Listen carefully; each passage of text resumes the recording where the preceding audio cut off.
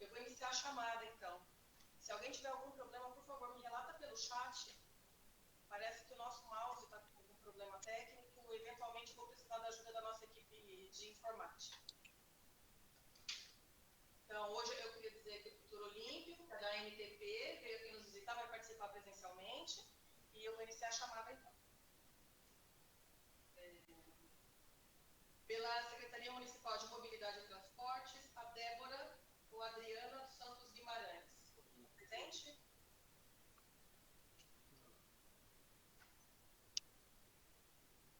Secretaria Municipal do Verde e Meio Ambiente, Renato Francisco ou Ana Maria Faria? Presente. Presente, os dois. Pela Secretaria Municipal de Infraestrutura Urbana e Obras, Dr. Marcos Monteiro e o Dr. Marcos Augusto Garcia.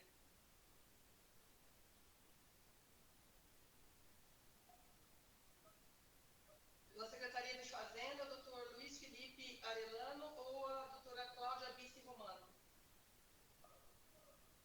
Presente, Bruno Barreira, representando Cláudia Romano. Bruno Barreira, representando Cláudia Romano.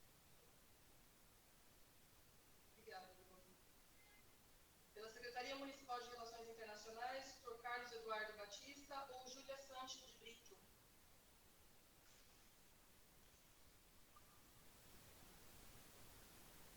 Pela SP Trans, Simão Saura ou Pedro Ramos?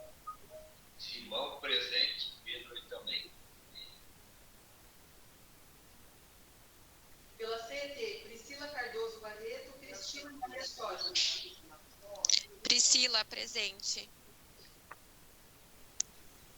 Pela SP Regula, João Manuel Costa Neto ou Mauro Haddad Nier? Túlio Rossetti e da Anlurb e o Davi, representando o SP Regula. Túlio Rossetti? Estão me escutando? O Davi representando a SP Regula. Davi? Alô? Acho que está com problema no áudio dele. Ele está pela SP Regula. E você está pela? Anlurb. Obrigada, Getúlio. Pela Transportes Metropolitanos, Danilo Ferreira Gomes. Trabalho com a família, Todos colocam e agora está hoje. finalizar a chamada. A gente vai mudar tudo para a gente escolher, depois a gente muda de volta para. Vou prosseguir. Retomando, Secretaria de Transportes Metropolitanos, Danilo Ferreira ou Gustavo Jansante?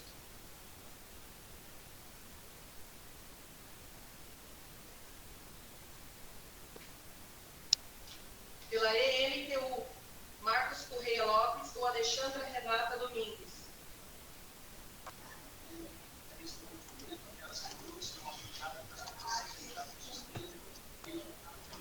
Pela Artesp, Dr. Cláudio Castelo de Campos ou Elcio Ramos Chacon?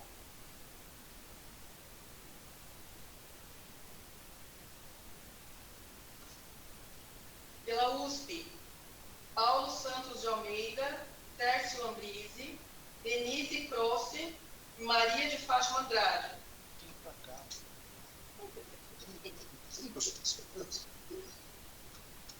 Tá fora.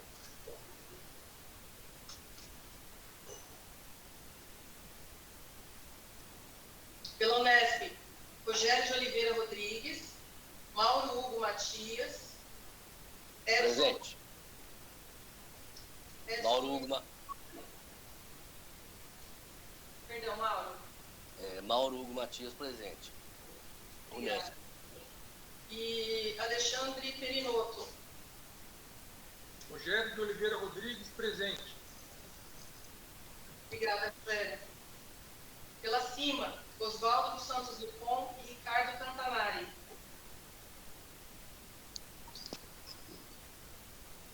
Rafael de Fonso, Oswaldo dos Santos Dupont.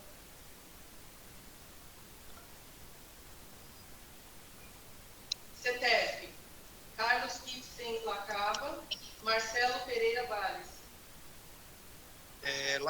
Cetese presente.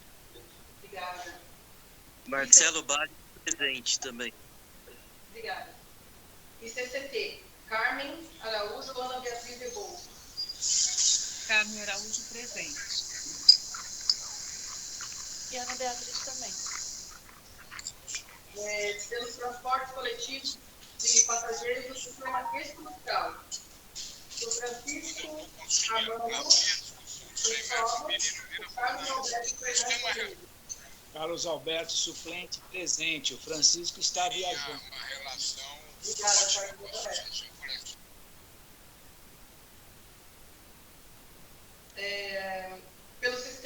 Pelo subsistema local, Willamis ou Robertson da Nóbrega?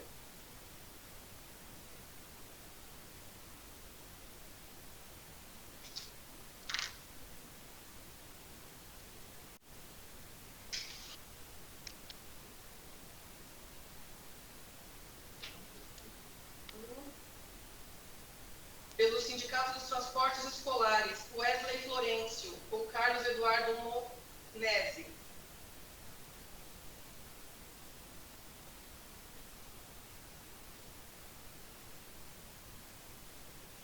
Pela Transfretur, Jorge Miguel ou Kelly Moretti?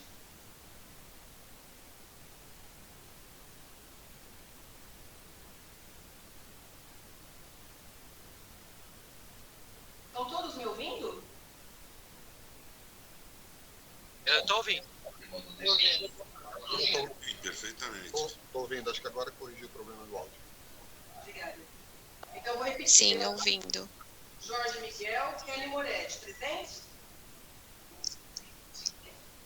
Pela Fiesp, Renato Simenauer ou Gabor Dick? Marco Antônio Barbieri, Luciano Rodrigues Coelho?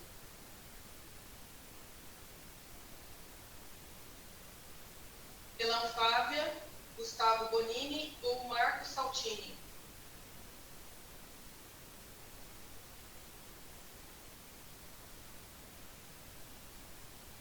Pelo Instituto de Engenharia, Flamínio Fischmann ou Marcos Augusto Fonte Alba?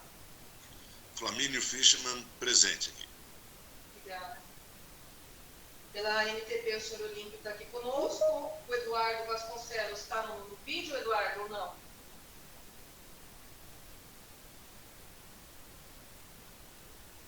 Pela FETRABENS, Ariovaldo de Almeida Silva Júnior ou Bernadette Antônio Rodrigues?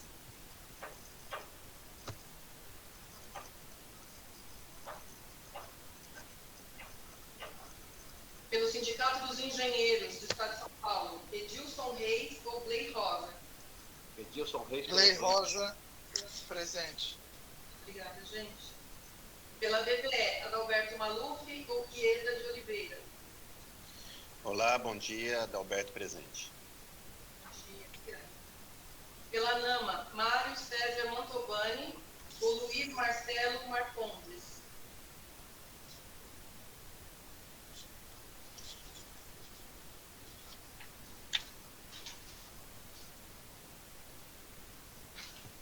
Pela Associação Brasileira Online to Offline, Juliana Minorello ou Vitor Magnani?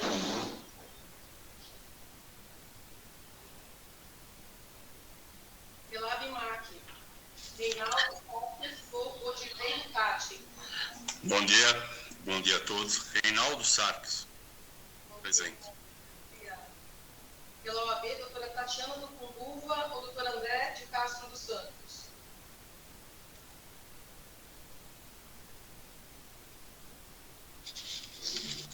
Pelo SECOV, Hamilton de França Leite Júnior ou Eduardo Delamana?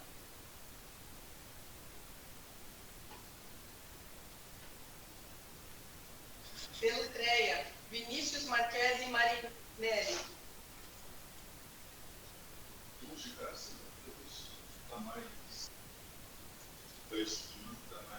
Pelo CAL, Roberta Consentino Bronca ou Eduardo Pizarro? Eduardo Pizarro presente. Bom dia a todas e a todos. Bom dia, obrigada. Vou verificar se já temos quórum para início. Um instantinho, por gentileza. Oi, bom dia. É o Gustavo Bonini da Anfávia. A conexão está ruim. Acho que quando fomos chamados foi a hora que cortou aqui. Obrigada, Gustavo. Já vou anotar.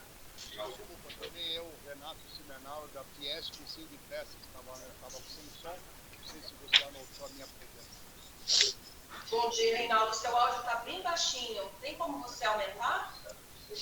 Você é da Fiesp, está correto? Isso, Fiesp Renato Simenauer, Fiesp Sindipescas. Obrigada, viu? Obrigado, desculpa. Bom dia.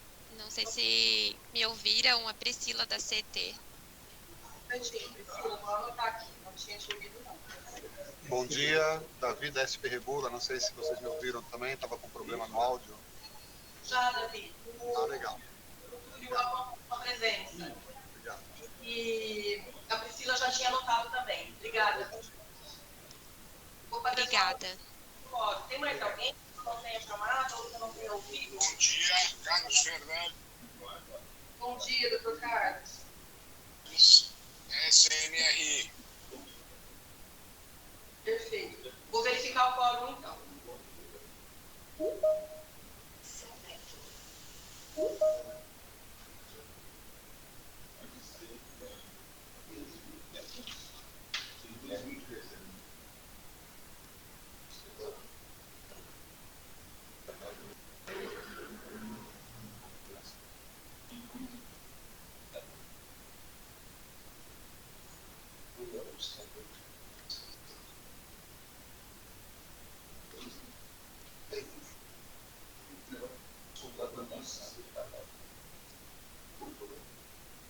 Já temos quórum.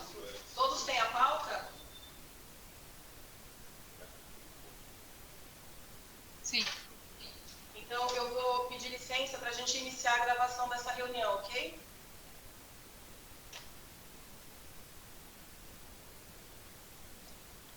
Ok. Tá ótimo, né?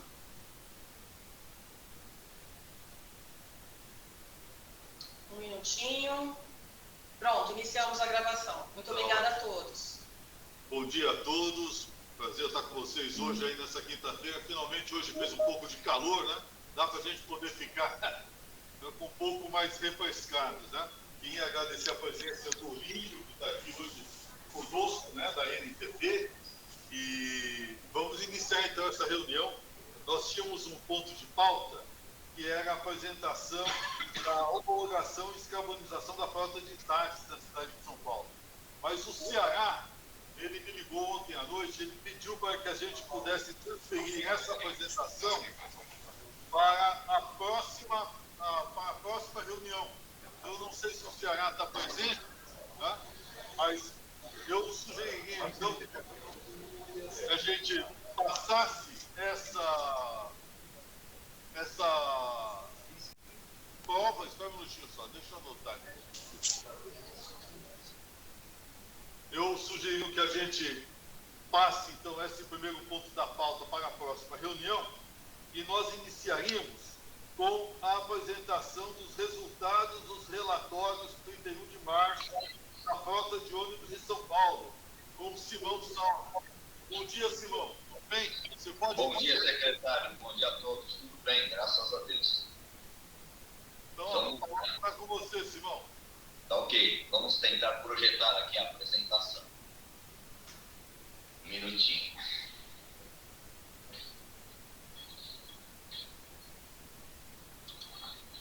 Vocês estão vendo a apresentação?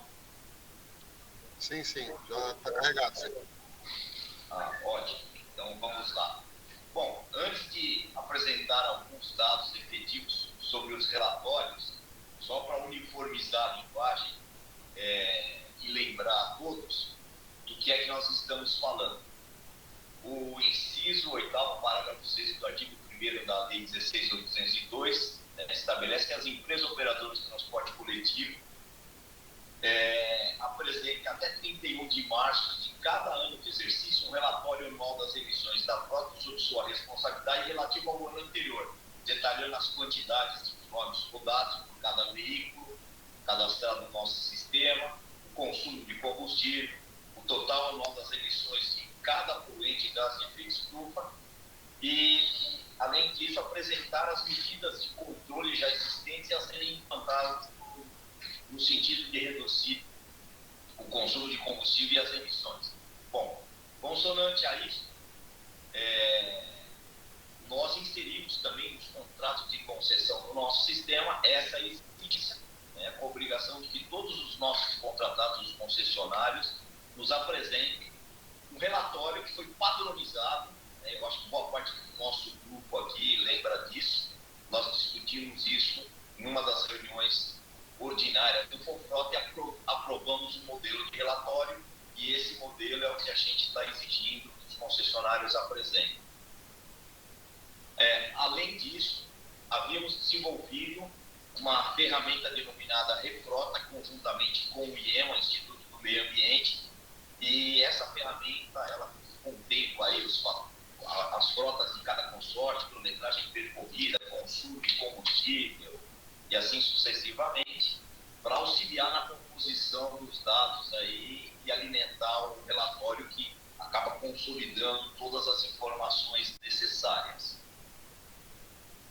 Bom, da análise das planilhas e dos relatórios apresentados, nós encontramos algumas inconsistências, né? Dentre elas, o desempenho apresentado nisso por quilômetros em comparação com os valores definidos, já valores médios que nós temos definidos por cada tipo de veículo.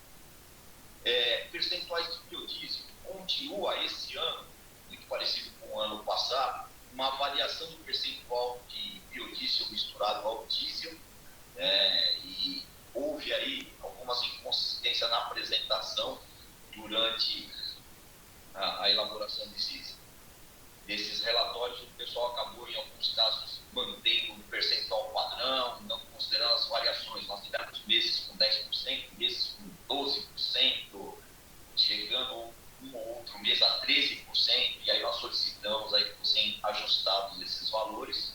A frota cadastrada na Espertrans versus a frota informada, dados consolidados no relatório com aqueles informados nas planilhas, ou seja, uma vez que havia inconsistência em alguns dados da planilha, fez-se necessário refazer, né, a consolidação desses dados e ajustar os relatórios. Bom, diante dessas inconsistências, né, em função da análise consórcio a consórcio, nós fomos chamando esses consórcios individualmente, apresentando as não conformidades e solicitando que eles refizessem esses relatórios, que demandou um tempo maior, para que a gente pudesse fazer a avaliação total. Bom, e aí, propriamente, dados consolidados já no relatório. Vocês sabem que o nosso sistema é dividido em 3 partes: o sistema estrutural, o sistema de articulação regional e o sistema de distribuição. O sistema estrutural de articulação regional, eles são compostos por veículos de médio e grande porte e distribuidores de veículos de pequeno porte. E aí estão, né, as empresas envolvidas no sistema estrutural, e aí as emissões já consolidadas de CO2, material particulado e NOx, um valor totalizado aí na parte inferior, em destaque aí por em negrito, aí mais escuro. Também fizemos da mesma forma, né, a compilação dos dados do sistema de articulação regional. Essas frotas da articulação regional, essa frota de articulação regional, ela é muito parecida com do estrutural, tem uma pequena variação em maior quantidade de carros de porte médio, e as quantidades também mudam. E do sistema distribuidor, que são os veículos aí de pequeno porte, limitando até um ônibus básico, também da mesma maneira vocês veem aí os dados consolidados. Nós fizemos essa consolidação porque a intenção é disponibilizar essa apresentação, e lembrando que todos os relatórios já foram entregues e disponibilizados para a Secretaria de Transporte, que por sua vez já encaminhou para a SECRI. Aí, para facilitar um pouco a visualização, nós colocamos as quantidades, né, do ano de 2021 por sistema, quantidade de veículos, e aí vocês conseguem enxergar um pouco melhor. Então, sistema estrutural, os 4.104 veículos, o que foi emitido de CO2, material particulado e NOx, uma articulação regional, da mesma forma do distribuidor. e a totalização da frota, né, que estava cadastrada no sistema, muito importante deixar claro isso, né, o que era cadastrado no sistema, em 2021, com as totalizações aí das emissões. E aqui um comparativo que nós procuramos fazer para fazer um fechamento dessa apresentação em relação ao relatório emitido no ano anterior. Então, vocês podem observar que houve redução de frota nos 3 sistemas, na ordem aí de quase 2,5%, né, 2,4%, de um ano em relação ao outro, e aí vocês conseguem observar as variações. Vou destacar o CO2 de origem fóssil. Vocês podem observar que nos 3 sistemas houve um aumento, inclusive no sistema distribuidor aí chega próximo de 10%. E isso, nós temos acompanhado de perto, tem um grande impacto em função da quantidade de carros que entraram com ar-condicionado no sistema. Todos eles com ar-condicionado acabam consumindo mais combustível, consequentemente, nós temos uma emissão maior de CO2. Teve também uma outra alteração, que é a substituição de veículos de menor porte por veículos de maior porte com maior consumo. Também impactaram esses números. E aí o material particulado e NOx, todos aí apresentam redução, e essa redução, ela está bem relacionada, aí, uma boa parte dessa redução, né, a substituição de veículos Euro 3 para Euro 5 e as ações, as medidas que as empresas adotaram, né, para buscar reduzir o consumo de combustível e, consequentemente, as emissões de poluentes. Isso são dados consolidados, mas um detalhamento, assim que disponibilizados os relatórios para todos do Confrota, vocês vão ter condições de observar os detalhes. E nós disponibilizamos não só os relatórios, mas também as planilhas de onde foram extraídos os dados para a composição consolidada aí do relatório. Então, em suma, é isso, né? Eu não sei se alguém tem alguma dúvida, me coloco à disposição para tentar esclarecer. Excelente, Simão. Inclusive, essa apresentação nós vamos querer para colocar também, se você permitir, no nosso site, porque está muito complicado. Né? Perfeito, nós vamos disponibilizar sim, secretário.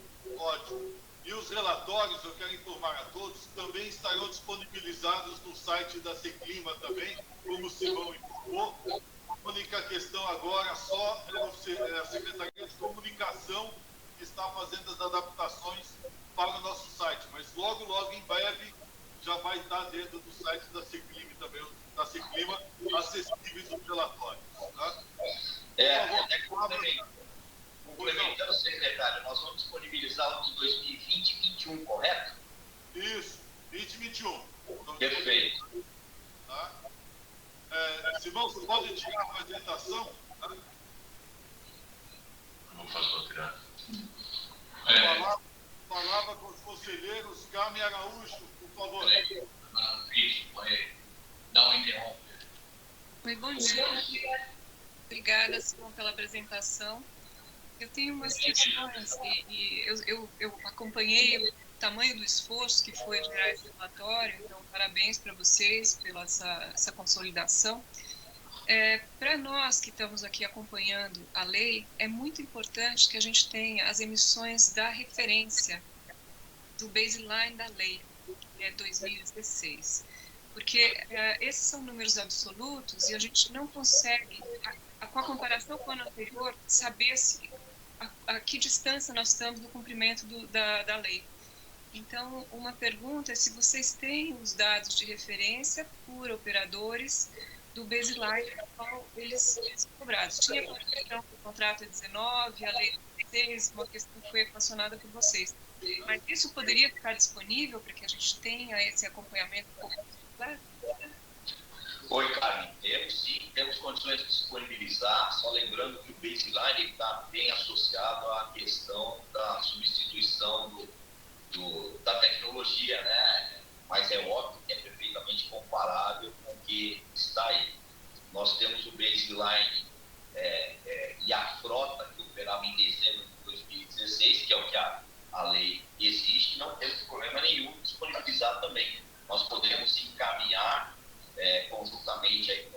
apresentação os dados aí da frota em dezembro de 16. Não tem problema nenhum, só dois material particular e ele é o X.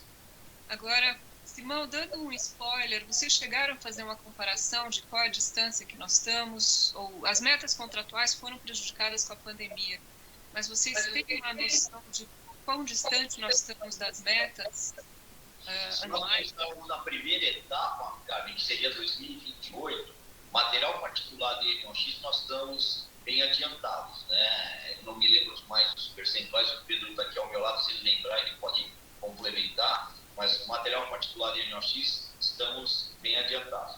Onde estamos atrasados aí, né, entre aspas, né, se a gente considerar os prazos da lei, ainda estamos dentro, é o CO2 de origem fóssil, em função de não termos substituído ainda os veículos diesel por tecnologias mais limpas. Esse nós estamos com um pequeno atraso, mas que, assim, os percentuais, eu não me lembro, está em torno de 3%, 4% positivo na média, não tem, mas temos sim.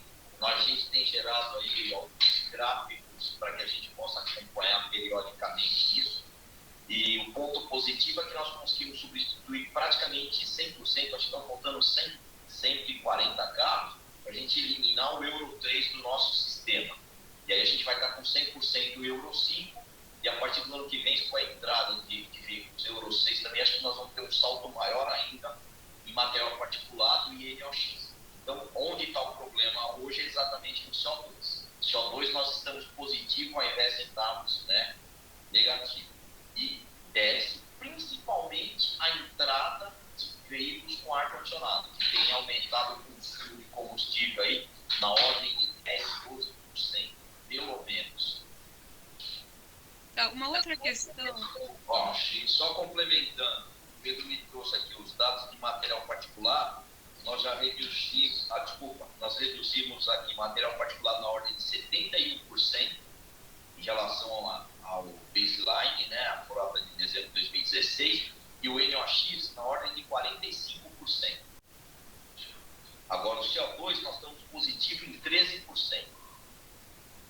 Esses são os últimos dados, nossa referência mês de maio.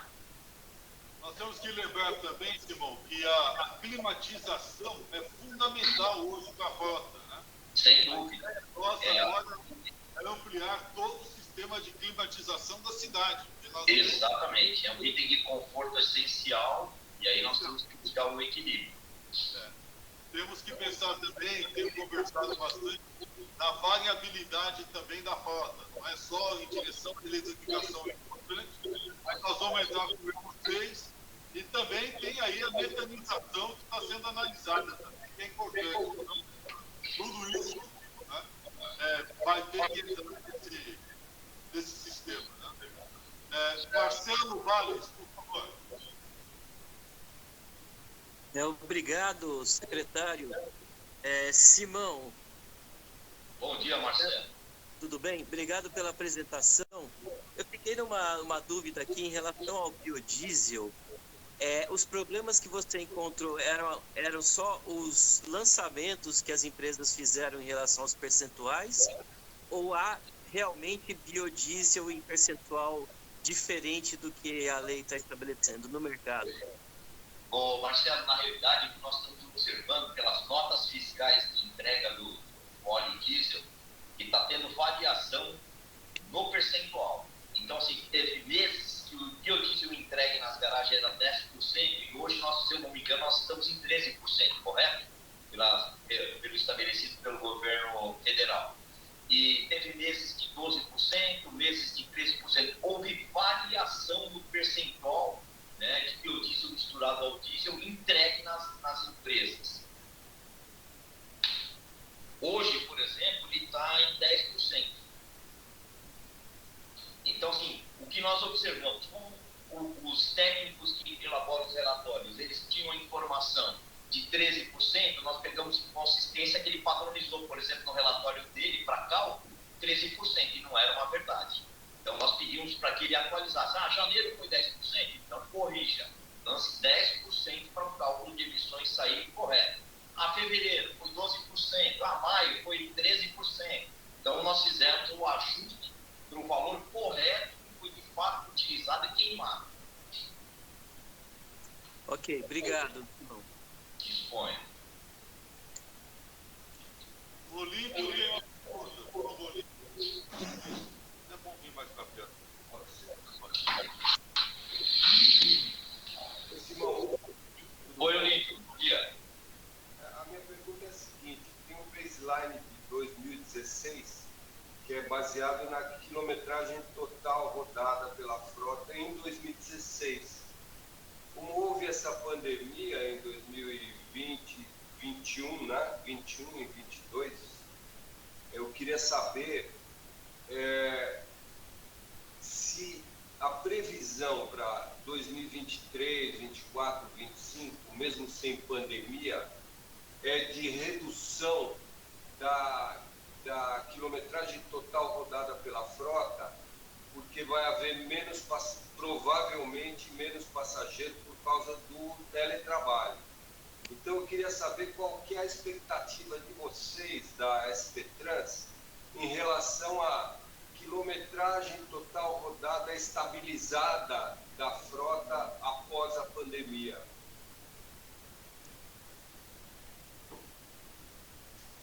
Tá mudo, Simão. Desculpa. Excelente pergunta, Olímpio.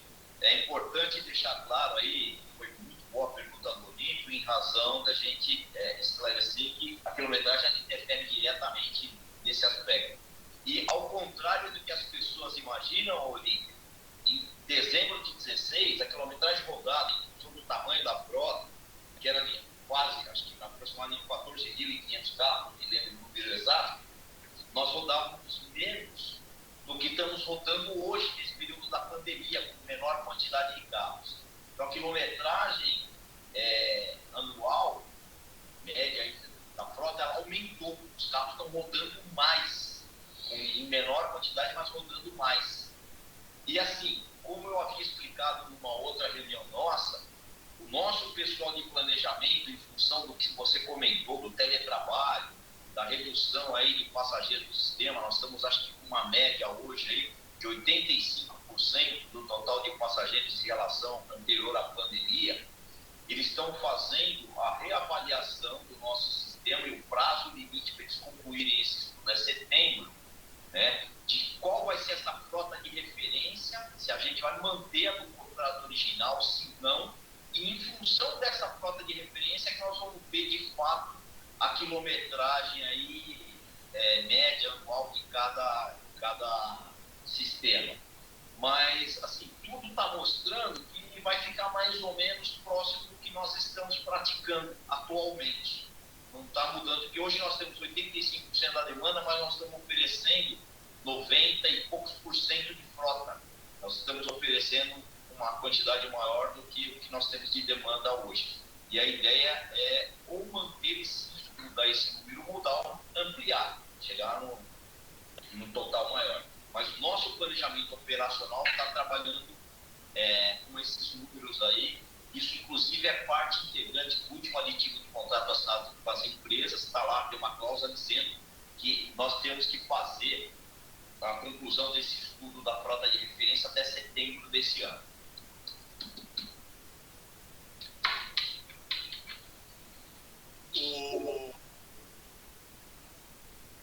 O Olímpio vai falar mais um pouquinho aqui. Só um complemento, é o seguinte: eu fiz essa pergunta porque eu já tinha feito essa colocação no início, lá atrás, há uns 2 anos atrás, que não seria conveniente vocês pensarem em fazer um cálculo ajustado em relação ao total de quilometragem rodada, das reduções, né, de poluentes, porque isso aí vai variar ano a ano, né, e pode vir outra pandemia, etc. Então, o ideal seria fazer uma comparação da quilometragem ajustada, né, da redução de emissões ajustado pela quilometragem real dada naquele ano. Né? Não, perfeito. Isso nós discutimos realmente, você tem toda a razão. Você vê que até essa separação do que a gente fala da frota patrimonial para atender a cronograma de redução. E esse relatório que a gente acabou de apresentar 31 de março, que ele pega exatamente aquilo que rodou e a frota que efetivamente operou, não considerando reserva técnica e tudo mais, nos permite fazer essas comparações, né? Porque uma coisa é o que a gente trabalha aqui, que a gente chama de quilometragem e uma frota referência, e a outra é aquilo que de fato aconteceu, né? Então você tem toda a razão, mas eu acho que é um assunto que a gente tem que tentar detalhar, da mesma forma que a gente criou um modelo padrão de um relatório, a gente discutir em grupo aí e tentar criar uma metodologia padrão para esse denominador. Mas assim, eu acho que as variações não vão ser muito grandes, não, a partir do momento que a gente fechar a frota de referência.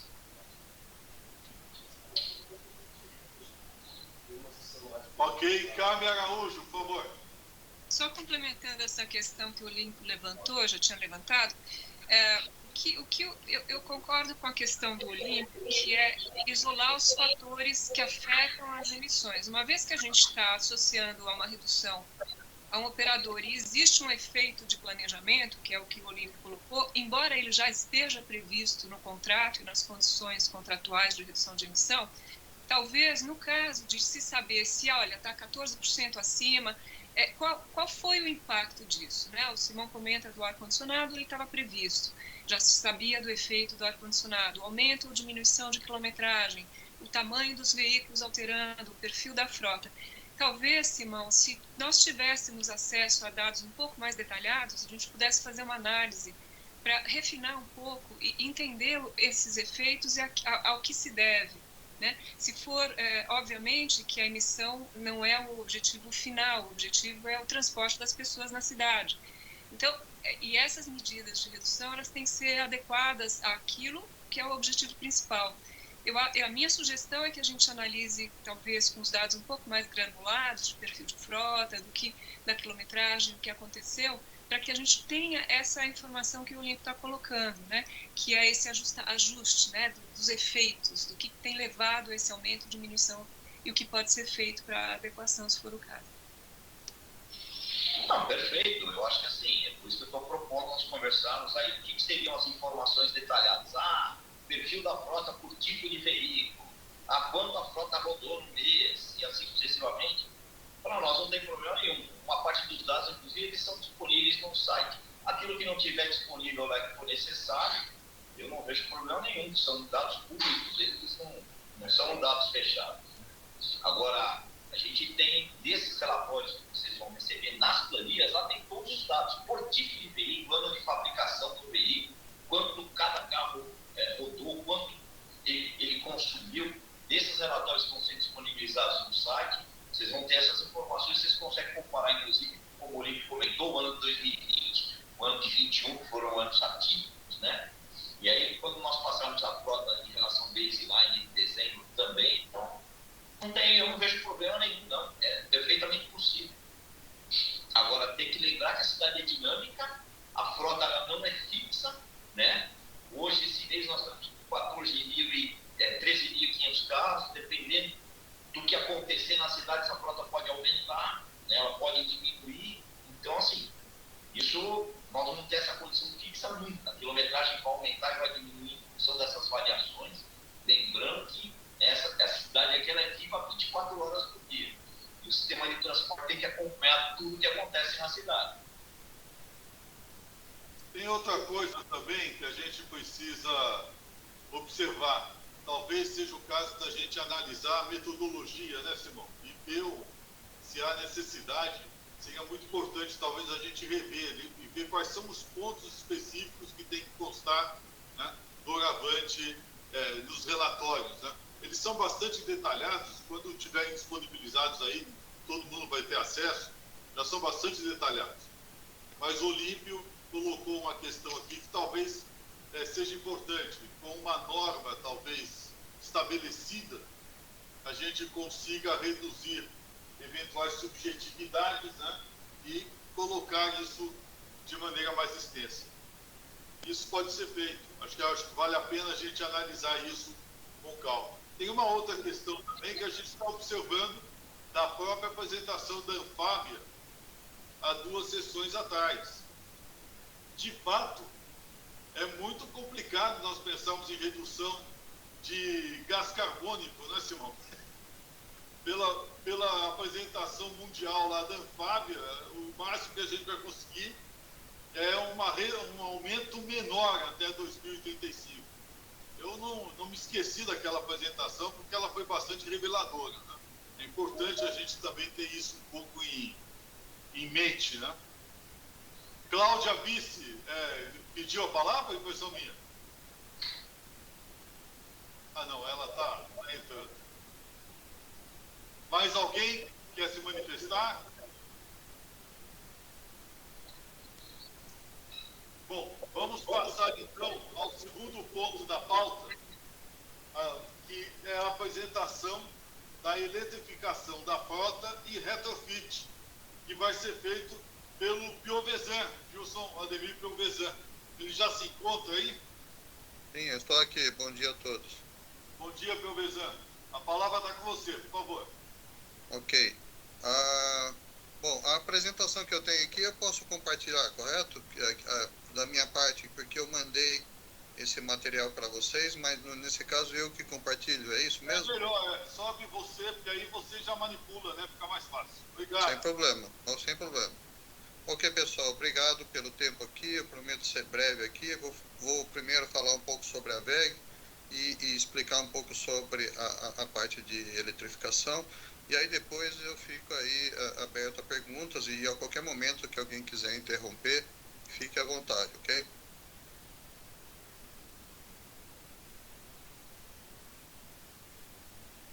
Vocês estão vendo a minha tela? Estamos. Se você quiser colocar no modo apresentação, melhor. Obrigado. Aí. Ok. Então vamos lá. Então, falar rapidinho sobre a WEG, né? O primeiro destaque que eu quero dar aqui é que 56% dos produtos que a WEG vendeu em 2020 foram lançados nos últimos 5 anos. Isso mostra um compromisso muito grande de inovação da nossa empresa. Nosso faturamento em receita foi 23,5 bilhões em 21 e o nosso valor de mercado está em 138 bilhões. A WEG hoje vende para mais de 135 países, tem aí um quadro de colaboradores aí em torno de 37 mil, sendo que 3.900 são engenheiros, ou seja, mais de 10% do nosso quadro é de pessoas que fazem desenvolvimento de produtos aqui dentro do Brasil. A nossa produção global de motores elétricos são 70 mil motores por dia, o que nos faz aí entre as 3 maiores produtoras de motores no mundo, né? Nós estamos listados na Bolsa de Valores, aí que mostra também a nossa capacidade de governança. Aqui, só passando um pouco do ranking em valores do mercado, fechado no ano passado, a WEG fechou no ano passado em 6º lugar, onde só ficamos atrás da Petrobras, Vale, Ambev, Itaú e Bradesco, né? Então, uma empresa aí que tem tido esse valor de mercado muito também pelo reconhecimento que o mercado tem tido em relação às nossas iniciativas de novas tecnologias e ambientais. Aqui mostrando também o nosso desempenho, 54,5% do nosso faturamento vem do mercado externo, então é uma empresa global, e o nosso crescimento de 96 até hoje tem sido em média 18%. Queria até destacar aqui em 2021 aí os crescimentos nos anos de pandemia, onde a WEG também teve um grande crescimento em seu faturamento. Aqui falando um pouquinho das plantas que nós temos aqui no mundo, nós temos aqui o Brasil, nossa sede fica em Jaraguá do Sul, em Santa Catarina, são 17 fábricas somente no Brasil, mas temos também Argentina, Colômbia, 9 plantas na América do Norte, nós estamos na Alemanha, Portugal, Turquia, também na China, o que nos faz hoje de uma empresa, não só aquelas vendas em mais de 135 países, mas é uma empresa global também em termos de produção. Nós somos estruturados, a primeira de motores elétricos e redutores, uma parte de eletrônica, de automação, a parte de energia de distribuição e transmissão, a parte de geração de energia, né, energia eólica, energia turbinas a gás, a parte de solar também, né, estamos presentes. E também nós temos uma divisão de tintas e verniz. matricialmente as 5 divisões. A WEG hoje atua em todos os segmentos da economia, então nós estamos junto com o agronegócio, temos uma boa relação com a Única, nós estamos, né, na mobilidade elétrica, na área marítima, na área de defesa, gás, né, temos um bom relacionamento com Petrobras, Vale na parte de mineração e assim por diante. Então, o resumo é dizer que a WEG, ela na área de eletrificação, ela completa todo o ciclo. Ela está presente desde a geração da energia elétrica, passando para a transmissão, distribuição, a parte fabril, a parte de mobilidade, não só terrestre, mas a naval também, né? E também nas cidades, né? Estamos presentes. A gente gosta também bastante de destacar que está no DNA da WEG a questão de soluções eficientes, não é só o veículo elétrico, mas você reduzir hoje, você trocar um motor elétrico antigo ou fazer um sistema de gestão de energia dentro de uma fábrica gera ganhos enormes de redução de consumo, né, de energia. Fazemos a parte de geração de energia renováveis, também criamos uma nova divisão que são soluções digitais, né? Nós temos a de indústria 4.0, toda ela feita por nós. Aqui falando um pouco sobre a história da mobilidade elétrica, né? Na verdade a WEG já começou com a mobilidade elétrica em 2001. Nós já começamos a pegar alguns veículos, fazer algumas conversões, mas também já começamos a entrar na área de trens e metrôs, né? Então já remonta aí de 2001 os primeiros projetos. Outro projeto de bastante destaque foram os trólebus aí em São Paulo, né? Que naquela época as baterias não tinham tecnologia suficiente para justificar o seu uso em larga escala. Então a gente usava a solução do trólebus, onde a energia vinha de fonte externa, né? Só para vocês saberem, hoje esses trólebus aí já estão aí, vamos desde 2006, 2007, praticamente sem nenhum trabalho de manutenção, os motores estão em ótimas condições, e isso nos deu também muita experiência para entender o mercado, como é que funciona. Não é igual, não é 100% igual ao que é feito lá fora. Temos experiência em vários outros segmentos da indústria, sabemos que soluções locais também são importantes a serem feitas. E de lá para cá viemos aí suportando a parte naval, né, no pré-sal também, com os navios elétricos, na parte de startups, sempre demos um apoio muito forte, e viemos com ônibus, e aqui você pode ver muitos ônibus e caminhões, mas esse perfil aí, quando a gente vai para 22 para frente, ele já começa a mudar aí, popularizando com outros modelos de veículos.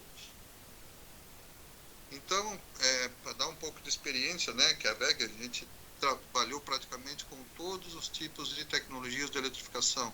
Então nós temos projetos aí que são 100% a bateria, né, 100% elétrico, mas também trabalhamos com híbridos, com eixos auxiliares, né, que o pessoal chama de helper, né, são os eixos aí que você pode reduzir o consumo aí em grandes veículos, né, grandes caminhões. Aqui híbrido flex fuel, né, isso aqui é uma feira na Alemanha que nós fizemos uma exposição do ônibus híbrido flex junto com a Volkswagen. Aqui as conversões que nós fizemos também com a Eletra, né, nos projetos da Ambev. Esse carro forte foi o primeiro carro forte no mundo a ser convertido, né, onde ele se demonstrou muito interessante aí em termos até de proteção, quando você pode vedar mais o caminhão, tem uma série de vantagens por ter sido eletrificado. Também trabalhamos com ônibus também com tecnologia biodiesel, os trólebus nós continuamos a trabalhar com essas tecnologias, hidrogênio também, a gente fez projetos com hidrogênio.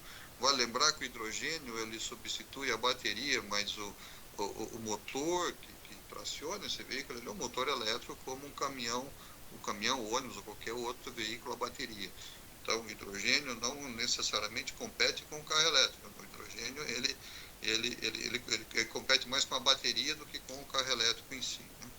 E também híbrido a etanol puro também. Então a WEG hoje conta aí com várias experiências aí no Brasil, com empresas brasileiras e algumas multinacionais, todos esses tipos de tecnologias. Então, aqui hoje nós temos duas vertentes onde nós trabalhamos, uma que nós chamamos de equipamento original, onde nós trabalhamos com montadoras, então caminhões, ônibus, tratores, algumas startups, né, alguns segmentos aí que têm crescido, né, e tem outras empresas que nós estamos hoje trabalhando também, mas nós temos um contrato de confidencialidade e que em breve vocês vão também ouvir aí anúncios de projetos que estão em andamento, né. E também nós temos a conversão, né? A conversão, ela pode, o que é o que a gente chama de retrofit, né? Ela pode ser, você normalmente usa um retrofit, é um veículo usado, então pode ser um caminhão, usa-se muito carros clássicos, né? Ou algumas vans aí, last mile, empilhadeiras hoje, né? Muitas fábricas que hoje, as empilhadeiras que hoje são a combustão, eles não querem nas suas fábricas mais terem área motores a combustão, eles querem trocar por versões eletrificadas, né, e os especiais. E também temos a questão do retrofit, né, o que a gente chama de retrofit. O que é o retrofit? É um ônibus novo, né, então nós pegamos um chassi de uma empresa que já é reconhecida no mercado, aí pode ser a Mercedes, a Scania, qualquer outra, né, um chassi aí que o operador já conhece, colocamos uma carroceria, né, pode ser Caio, Marco Polo, aí, dependendo aí do caso a caso, e nós entramos com toda a parte do sistema elétrico, e normalmente a Eletra, que é uma parceira nossa, faz essa integração, faz essa montagem, né? Então são esses os modelos de negócio que a WEG trabalha hoje. Aqui explicar um pouquinho, né, me foi pedido para entender um pouco como é que seria um sistema de conversão, né? Então, o que é a conversão? Você pode pegar um veículo aí, não é recomendável um veículo muito antigo, porque aí qualquer coisa que você vai fazer no veículo muito antigo, você vai ter problema de pneu, de suspensão. Então, um veículo com uma idade razoável, aí, uns 6 anos, aí, ou menos, aí, é um período razoável. Aí você pega esse veículo e o que você faz? Você tira transmissão, você tira tanque de combustível, reservatório de ar, né, filtro, bomba de combustível, uma série de bomba d'água, compressor de ar. Você tira todos esses componentes e aí você mantém o chassi, suspensão, freio, a cabine, tudo isso você mantém. E aí você entra com os equipamentos, né? Aí você vai entrar com a bateria, com os componentes eletrônicos que fazem o controle do motor, a parte de refrigeração de bateria, que ela consome muito menos energia do sistema de refrigeração do que um equivalente a diesel, né? Então você faz toda a montagem desse veículo de volta e aí você tem a conversão completa. 2 destaques aí na conversão. Um é que quando você faz a conversão, você efetivamente retira um veículo a combustão do mercado. Então, às vezes, quando você compra um veículo novo, você vai lá e vende o seu veículo a combustão, então você ainda mantém dentro do seu ecossistema aquele veículo a combustão. Quando você faz a conversão, você efetivamente retira. Essas peças você pode scrapear, você pode usar para fazer a manutenção de outros veículos, né? Você não vai fazer uma conversão da frota inteira, então você pode reaproveitar em outras partes. E como eu falei, quando a gente pega a experiência do trólebus, né, que está desde aí meados de 2006 aí, o Simão, aí, o pessoal da SP Trans conhece bem, você vê que os motores ainda estão em ótimas condições. Então, o que você pode fazer ainda é essa parte de motor e eletrônica. Se esse veículo, depois de 5, 6 anos, você achar que está na hora de trocar, você ainda pode fazer o retrofit do retrofit. Você pode pegar um outro veículo e ainda aproveitar a parte do motor e da eletrônica, que ainda vão estar em ótimo estado de conservação. Então, esses pontos que eu queria destacar em relação à conversão. Aqui eu queria dar abrir um parênteses sobre oportunidades em cidades, né? Nós estamos aqui falando muito em ônibus, né? Mas a gente entende que há muitas outras oportunidades que a gente consegue a curto e médio prazo, né? E em soluções, seja de produção, seja de especificação, ou fazer toda a parte de gestão de informação, de frota, brasileira, porque o comportamento do brasileiro, né, o comportamento das cidades é diferente de uma Alemanha, de um Japão, Estados Unidos, que seja, né? Então é muito importante que haja soluções aqui para o mercado nacional. Então eu destaco aqui a parte de distribuição, que existem caminhões e aqui vans, né? Também há fábricas, armazéns, normalmente você não vê na rua, mas eles existem em grandes quantidades dentro de uma metrópole, né? Existem também as soluções que a gente chama de micromobilidade aqui embaixo, né? Esses veículos aqui, muitas startups estão trabalhando, startups brasileiras estão atuando nesse segmento. São veículos que, diferente de um carro tradicional, aí, eles demandam uma validação muito menor, eles têm uma circulação restrita a grandes centros urbanos, mas eles não vão ser usados em todos os lugares. Então você não tem que ter ABS, airbag, né? Eles circulam com uma velocidade reduzida, mas eles podem atuar numa grande faixa de parte de distribuição aí, ou mesmo aí fazer rondas de polícia, ou fazer condomínios, né? Circulação em condomínios fechados, né? Então tem uma parte aqui que a gente chama de micromobilidade, que tem um potencial gigante para ser feito. Nos ônibus, nós já temos esses ônibus aí que a SPTAN está administrando, mas tem os fretados também, que circulam em grande volume dentro das cidades, né? Normalmente esses fretados, há alguns fretados sim, que têm rotas longas, mas a gente pode trabalhar com rotas mais curtas, né? E viabilizar a eletrificação. Aliás, isso é uma mensagem muito importante. A gente não entende a eletrificação como uma substituição 100%. Isso vai ocorrer lá em 2040, a gente concorda completamente com isso. Mas algumas aplicações, algumas rotas de fretados, algumas aplicações específicas, já pode acontecer desde já. Já existe, já consegue ter o que a gente chama de TCO, né? O custo de operação já ser bem interessante em parte da frota. Então, se você tirar, sei lá, 20% de combustão e substituir algo por 100% elétrico, isso já pode ser um ganho gigante aí para as cidades, né? Outro ponto também é as máquinas de construção, que você pode também fazer operações dentro da cidade, questão de ruído principalmente, pode ter algum ganho, né? E também a gente vê parte de coleta de resíduos, né? Tem os caminhões, né? Que podem fazer, por exemplo, a coleta noturna, né? Reduz bastante o ruído, ou aquelas coletas seletivas, né? De resíduos hospitalares, também pode ser usada, né? E por fim, alguns veículos aí, táxis aplicativos, né? Seja veículos que já estão entrando, você vê a BYD já lançando aí um carro já específico para aplicativo, ou a gente pode pensar também em conversões, esses veículos que você vai operar dentro de áreas restritas também, você tem uma grande quantidade de carregadores, não precisa ser muito. Então, nosso entendimento aqui no resumo dá para se fazer sim algo que não precisa ser 100%, num período curto e que seja algo viável economicamente. Aqui só mostrar um pouquinho aonde que a WEG entra nessa contribuição. Nós temos um portfólio de produtos que a gente chama de baixa voltagem, média voltagem e alta voltagem, que cobre praticamente toda a gama aí de veículos mobilidade existente no mercado. Nós produzimos no Brasil, com tecnologia feita no Brasil, com engenharia do Brasil, fabricação aqui, né?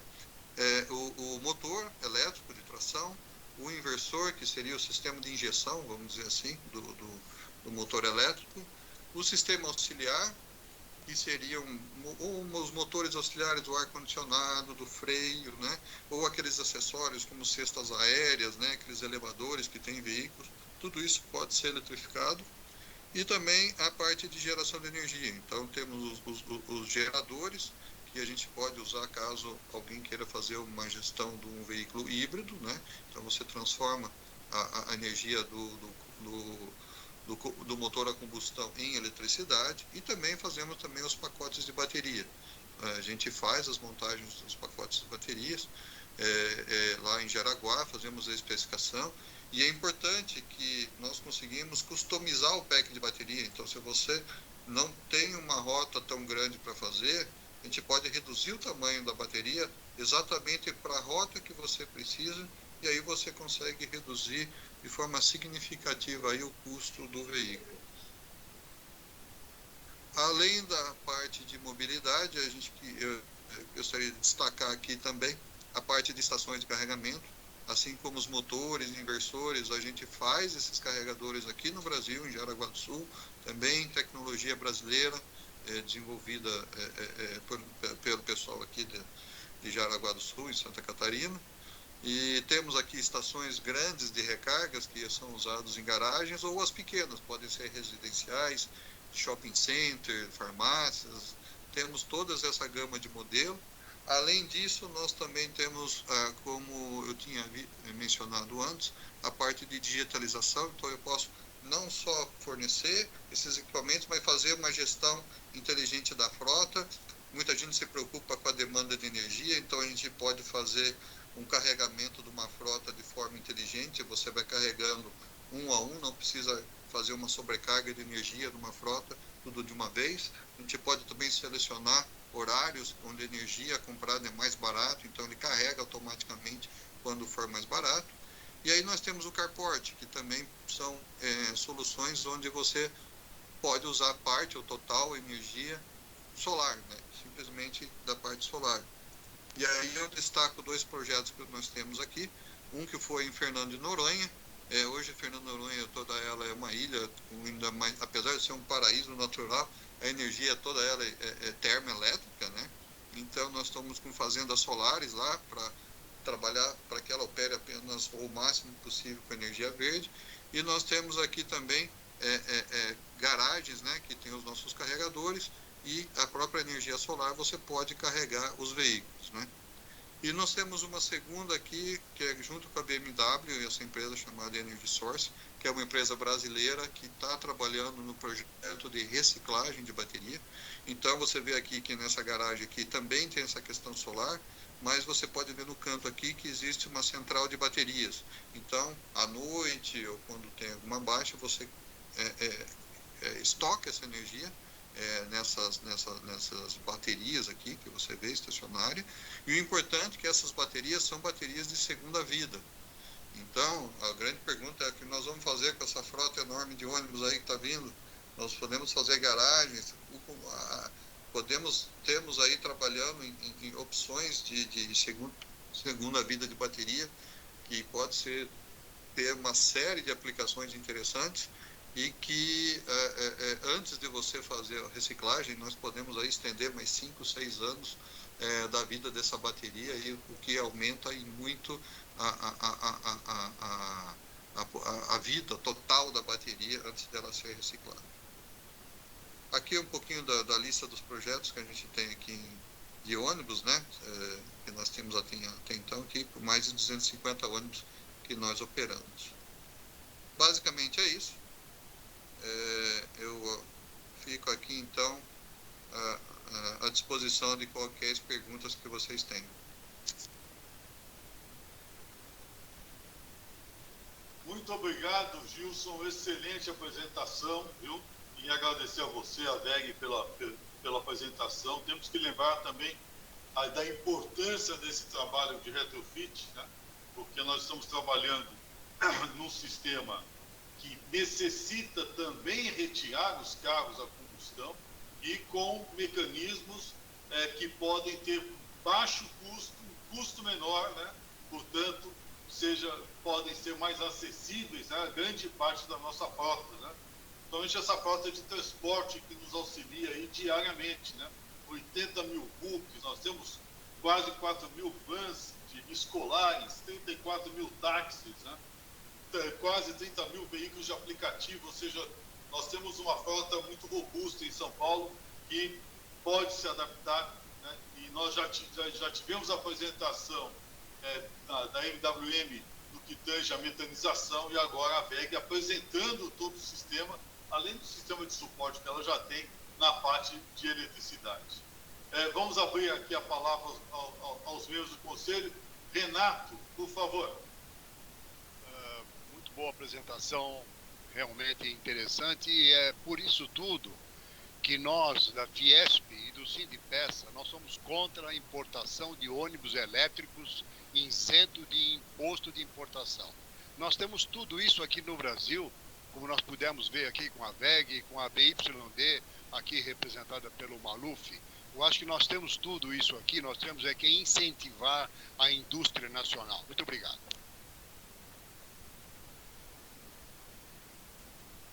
Concordo com você, Renato. Vamos lá. Carmen Araújo.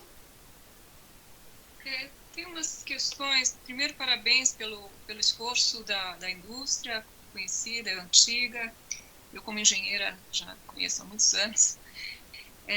Eu tenho umas perguntas que eu fiquei um pouco curiosa. Primeiro, o retrofit para ônibus, ele é viável quando a gente faz um TCO? Essa é uma pergunta. Tá.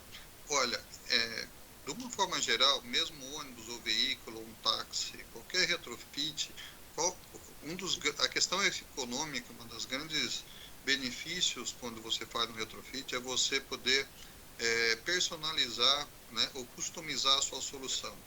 Então, se você hoje você tem um ônibus que você enche o tanque, você tem uma autonomia de 500 km, mas você sabe que a rota que você vai trabalhar especificamente é uma rota de 60 km por dia.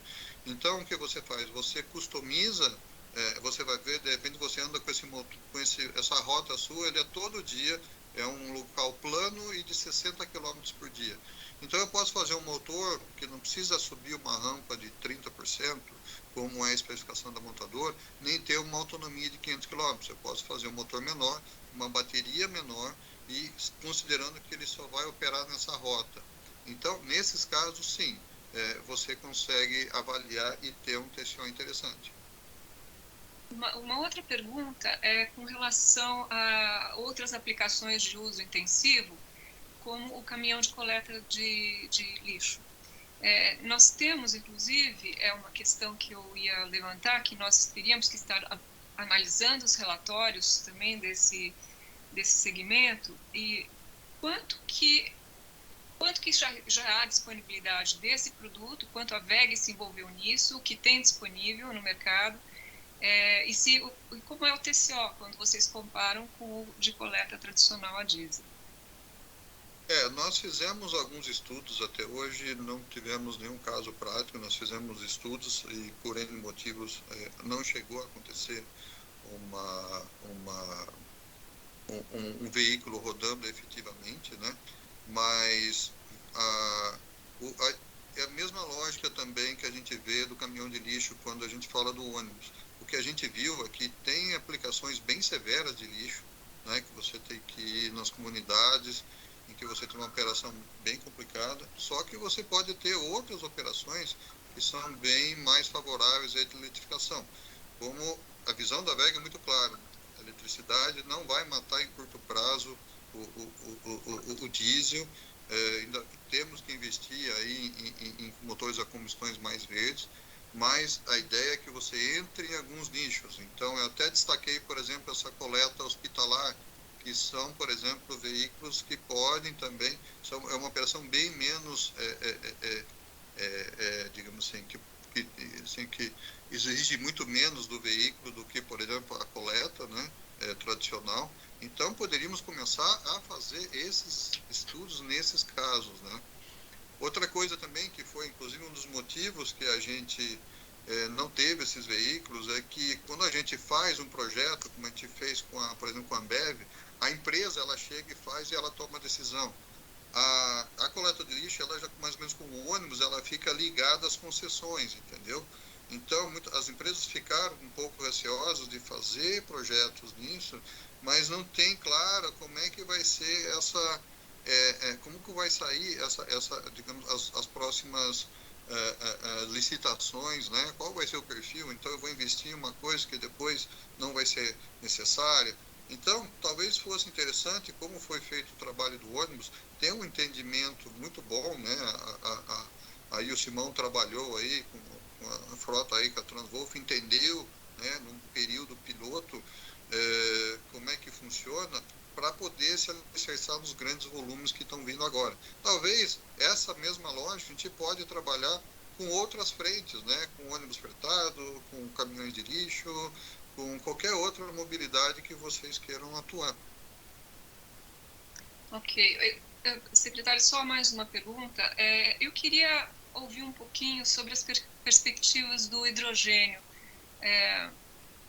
Isso é uma coisa que acontecerá no Brasil no curto prazo, uma viabilização? É para nichos específicos? Como que vocês estão trabalhando com essa tecnologia em desenvolvimento com parceiros? Como vocês enxergam essa questão do hidrogênio no Brasil, das aplicações? Você, para mim, essa pergunta, desculpa. Você Sim. falou secretário. Não, eu pedi a permissão do secretário para fazer mais ok. Aqui, eu sou. Tudo bem. A gente tem conversado aí muito com os tomadores de decisão e o hidrogênio vem, né? Com certeza vem, mas talvez ele demore mais, talvez ele venha num momento mais adiante. É uma tendência mundial a se trabalhar com hidrogênio, só que a estrutura de hidrogênio, né, tem que ser feita, mais ou menos como ônibus, talvez haja grandes corredores, né? Então está sendo criado na Europa o corredor do porto de Roterdã, ou o porto da Califórnia, que tem um fluxo enorme de veículos, então você faz algumas regiões específicas para justificar um investimento alto em hidrogênio, né? Agora, vale lembrar que o Brasil tem duas condições de hidrogênio que favorecem, digamos, o hidrogênio. Primeiro, ser um país continental, então as grandes rotas ocorrem, né? Então você tem uma demanda de uma autonomia grande aqui, né? Se você vê agronegócio, aí, caminhões de grãos aí, você vai demandar uma autonomia muito grande. E segundo, é que o Brasil está sendo aí candidato a ser um novo, digamos, o Oriente Médio aí do hidrogênio, né? Porque não basta fazer hidrogênio, o hidrogênio tem que vir de uma fonte limpa, e aí nós temos aí o Nordeste com uma fartura de energia eólica e solar, né? O Brasil tem um grande benefício aí, né? Mesmo gás natural, que não é 100% verde. Então o Brasil tem uma tendência, tem grandes projetos do Brasil ser um grande exportador de hidrogênio para a Europa, Estados Unidos e tantas outras regiões. Então eu acredito que uma vez que a gente produz esse hidrogênio comece a ter escala e um custo mais baixo, eu acredito que esse hidrogênio mais barato de alguma forma vai ser interessante para a gente fazer algumas iniciativas no Brasil também. Obrigada.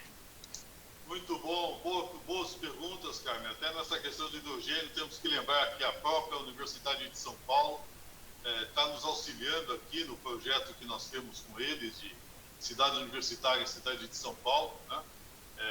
São 3 ônibus a hidrogênio que já estão circulando na cidade universitária. A Shell fez um convênio com a Inova USP, são 9.400.000 reais de convênio, já colocou e instalou o posto de abastecimento lá e estamos examinando como é que funciona esse sistema. Também fizemos aqui a nossa lição de casa, a prospecção. Já há uma tecnologia que está sendo já posta em fase de industrialização de células canadense, que eu acho que a gente precisa também analisar e estudar para cá. Eu acho que o Gilson sabe e conhece, né? Então, vale a pena a gente começar a trazer isso, mesmo porque tivemos um contato com o pessoal do gás aí também. Nós temos uma capacidade de produção de hidrogênio, não só pelas energias renováveis, mas até mesmo pela energia atômica, na base do 2-para-1, isso se torna absolutamente viável, né? Então, é algo que a gente vai ter muito em abundância aqui no Brasil, muito importante. O Olímpio quer fazer uma pergunta, Gilson, por favor. Gilson, parabéns pela apresentação. É bom ouvir essas novidades e saber que o Brasil está trabalhando para entrar na eletromobilidade. Queria saber de você o seguinte: no setor de ônibus urbanos, vocês vão entrar de cabeça, já mergulharam de cabeça em parcerias aqui com algumas empresas, grandes empresas tradicionais, fabricantes de ônibus, né? Eu queria saber se você pode fazer parceria com diversas empresas concorrentes, né? para fornecer motor elétrico, equipamentos, etc., para o ônibus e cada uma desses concorrentes? Eu acho até por conta da popularização da eletrificação, é importante que a gente possa explorar o máximo possível as oportunidades, né? Nós temos parceiros aí que diz, por exemplo, Eletra de longa data, né, que a gente, muito disso foi construído por nós nesses anos todos, né? Mas a gente conversa com outras empresas também, assim como as outras empresas também conversam com outros fornecedores. A gente sabe que hoje a WEG temos hoje uma estrutura que foi industrial, de produtos que em alto índice de produção, mesmo no mercado pequeno de eletrificação, mas no futuro sabemos que a concorrência virá, né? Então, eu acho que assim, dentro do mercado aberto, a gente pode estar conversando com empresas do segmento, que eu acho que isso ajuda todo mundo, porque a partir do momento que eu tenho volume, eu consigo reduzir o custo da minha produção. Isso já acontece aí, o pessoal da Fábio, o pessoal do Cid de Peças sabe que não existe montador americano, montador alemã, coreana, todo mundo ganha quando existe uma relação aí com uma certa competitividade, né? E até você também consegue explorar aí novas tecnologias, não fica preso a um único segmento. Não, muito importante isso, Gilson, até ligando ao que o Renato disse, é indústria. Nós já temos 8 milhões de veículos emplacados no município de São Paulo, 8 milhões. Se nós fizermos um trabalho bem feito, né, de conversão, né, é indústria, né? Nós estamos trabalhando já dentro de um mercado que já existe, né, e renovando frota, né, com baixo custo e, obviamente, gerando emprego. Isso é muito importante, né? Tenho conversado com o DTP, né? Tivemos aqui uma reunião muito boa com o CIMAT, viu, Simão? Na área do DTP, justamente para a gente poder já adaptar o município de São Paulo para a homologação desses sistemas aí, né? Em todas as áreas, e permitir com isso uma conversão em escala, né? Na escala que nós precisamos na nossa capital. Eu acho que essa palavra escala é fundamental. É importante ter essa visão de volume para a gente poder reduzir o custo e ser competitivo. Exatamente, Gilson. Carmen? Só mais uma pergunta. Nós estamos vendo um aumento de veículos elétricos leves e de caminhões, e principalmente importados. Como isso tem impactado a sua indústria, né, que esses componentes já têm vindo nesses veículos? Como você vê esse incremento de importação de veículos elétricos leves e caminhões?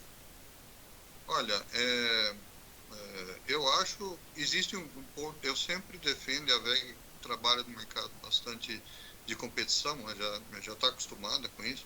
A vinda de veículos mesmo importados, ela tem um valor grande também para a WEG no momento em que você populariza, você viabiliza estrutura de recarga, e você muda o conceito das pessoas, as pessoas passam a confiar mais nessa tecnologia.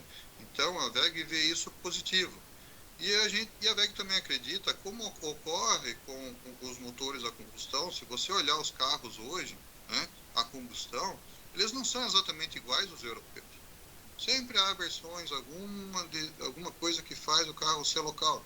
Ele nunca é exatamente um para um. E a WEG aposta que na eletrificação isso vai continuar acontecendo. Então a gente está trabalhando com montadoras que várias delas têm soluções globais, mas têm soluções locais, muitas delas sucessos de mercado. Posso dar um exemplo que já está no mercado, o e-Delivery, né? A Volkswagen tem caminhão, ela tem a Traton, o grupo Traton lá fora, que tem os seus caminhões globais, mas ela entendeu que uma solução local, o Delivery já é um veículo de sucesso no Brasil, exatamente porque ela entende o consumidor brasileiro, né? Então criou-se uma solução local e, obviamente, o e-Delivery não é o único caso de sucesso. Então a WEG entende que nós vamos expandir através de situações similares a essa. Obrigada. Perfeito, Simão. Olha, muito obrigado, viu, Gilson? Foi excelente a apresentação.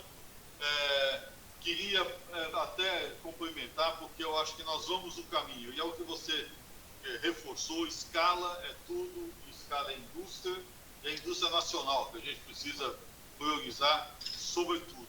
Falando nesse sentido, né, e mostrando a capacidade de entrega nossa, né, nós tivemos aquela notícia importante, né, de trazermos aí os 100 veículos elétricos que estão sendo agora já comercializados por uma das nossas concessionárias em São Paulo.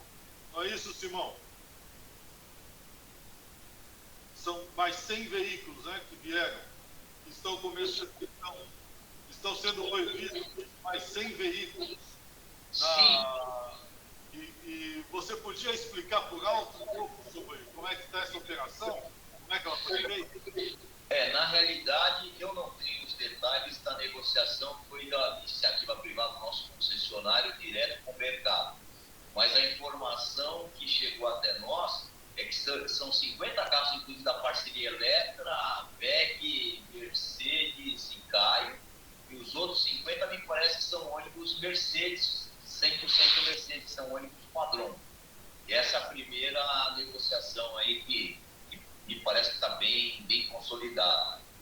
E tem outras em andamento, o pessoal tem conversado no mercado, até em razão da questão das metas definidas, né? A meta 50 do prefeito, que nós temos que até dezembro de 2024 ter 2.600 ônibus elétricos no sistema, e já foram repassados aí para o mercado também as possibilidades de termos 500 ainda esse ano e mais 500 pelo menos até o ano que vem, e aí sim ter a totalidade até dezembro de 2024. Ou seja, nós estamos conseguindo bater, nós estamos conseguindo chegar na meta, né, baseados na nossa própria capacidade de produção. Isso é muito importante, né? O Adalberto Maluf está aí conosco aí também acompanhando isso passo em passo. E essa semana nós tivemos a visita também de um dos dirigentes do Banco da Ásia, né? O Asia Infrastructure Investment Bank, que é a versão do Banco Mundial Asiático, né? Esteve conosco, né? E já está em contato também com o pessoal da Secretaria de Transporte do município, né? Já trabalhando também para a gente ver se a gente otimiza esses mecanismos de financiamento para buscar essas ações todas de transformação, não só na eletrificação, mas, como eu disse, né, nós vamos ampliar essa cesta aí, visando a descarbonização. Acho que a maior meta nossa não é a meta comercial, é a meta de descarbonização e de redução de emissões, né, Simão? Isso que é o mais importante, né? Então, alguém está aberto agora a palavra geral aí aos conselheiros para o que quiserem impor agora para a conversa. Carmen, por favor. Eu queria só colocar a questão dos grupos de trabalho que nós tínhamos, um deles de caminhões, porque nós não retomamos isso, e existe uma obrigação também na própria lei de acompanhamento da redução de emissões. Nós tivemos uma padronização de relatório nos moldes do ônibus e não tivemos mais reuniões ou informações, ou não sabemos qual foi a dificuldade de coleta de dados para elaborar o relatório, e talvez seja o caso de nós retomarmos aquele grupo que tinha sido formado, ou algum outro que se forme para esse objetivo. Eu queria ouvir, acho que tem o Júlio e o Davi, que poderiam dar um panorama de como avançou esse assunto, pelo menos da coleta urbana, que era um segundo menos complexo, né, do que tínhamos na lei.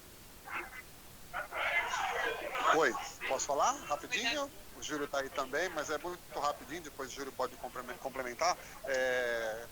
Agora nós estamos na SP Regula, né? Já não é novidade para a gente, então os contratos de concessão estão conosco, então os relatórios, emissão, tudo que nós fazíamos, né, fizemos no ano passado, permanece, né? Eles continuam fazendo no modelo antigo, não houve nenhum ajuste daquilo. Os veículos, os caminhões das empresas credenciadas, são as 6 empresas que fazem o serviço de varrição, estão agora a cargo de uma outra secretaria executiva, né? A CELIMP, que pode ser envolvida, se for o caso, para ter uma consistência maior, mas nós temos participantes também no grupo, se bem que é bom dar uma revisada, né? No grupo tinha da Loga, da EcoUrbis e da Anlurb. Eu não sei como é que está agora na SP Regula, como que a gente tem um representante, mas os relatórios estão sendo feitos, não foi parado nenhum de ser feito no modelo antigo, né? Eu nunca vi um relatório, não sei se algum outro conselheiro chegou a ver, esses de emissões nem do ano passado, acho que não ficaram disponíveis. E outra pergunta, esse grupo, nós participávamos, as reuniões estão acontecendo? Não, essas reuniões não estão acontecendo. Aliás, na nossa reunião retrasada, eu me lembro de já termos montado um grupo. Esse grupo dos caminhões, ele era para ser coordenado pelo Júnior, se eu não me engano, que era o presidente do sindicato dos caminhoneiros, né? Com mais um grupo de trabalho. Aliás, foi por ocasião da apresentação da própria SP Regula sobre o estado da frota concessionada de lixo, né? Está havendo, sim, a redução. Tanto que as 2 concessionárias já estão, inclusive, adaptando seus caminhões, né, para o uso do próprio biometano produzido por eles, né? Isso é muito importante, quer dizer, no caso dos caminhões de lixo, é uma metanização da frota que está sendo aplicada nas 2 concessões. Mas foi bem lembrada essa questão, porque o nosso interesse seria, a partir do confronto no Seclima, nós modificarmos esses grupos de trabalho. Eu vou agora, inclusive, terminada a reunião, marcar esta reunião por aqui mesmo, porque eu vejo também que alguns grupos de trabalho, eles, apesar da coordenação, se a gente não der um impulso, não vai adiante, né? Então, muito bem lembrado, Carmen. Eu acho que vale a pena a gente fazer essa reunião e consolidar esses relatórios. Eles estão sendo feitos. Vamos disponibilizar. Muito obrigado, viu, Davi?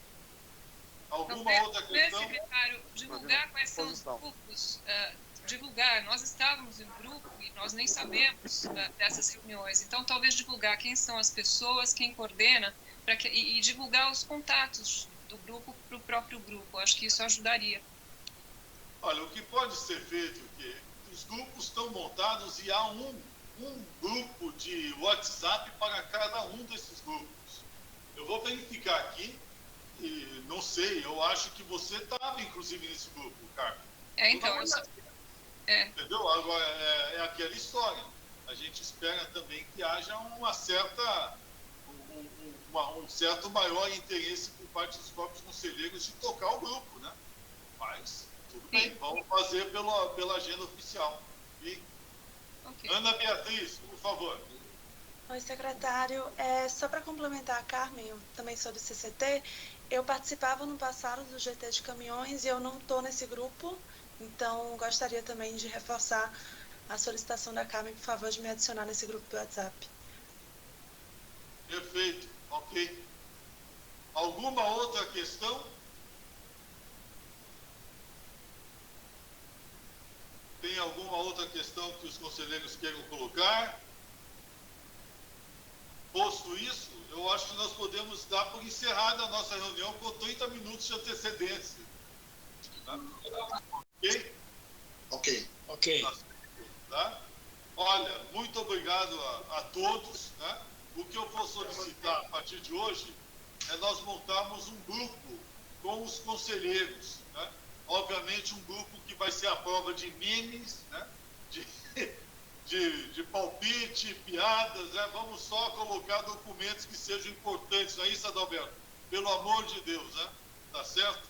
Aí facilita um pouco mais essa transição e essa conversa entre todos os membros. Perfeito? Tá? Muito obrigado aí a todos. Perfeito. Bom dia, bom trabalho, viu? Forte abraço. Bom dia, bom trabalho a todos. Obrigado. Bom dia, bom trabalho a todos. Obrigado. Bom dia, bom trabalho a todos. Tchau, tchau. Tchau.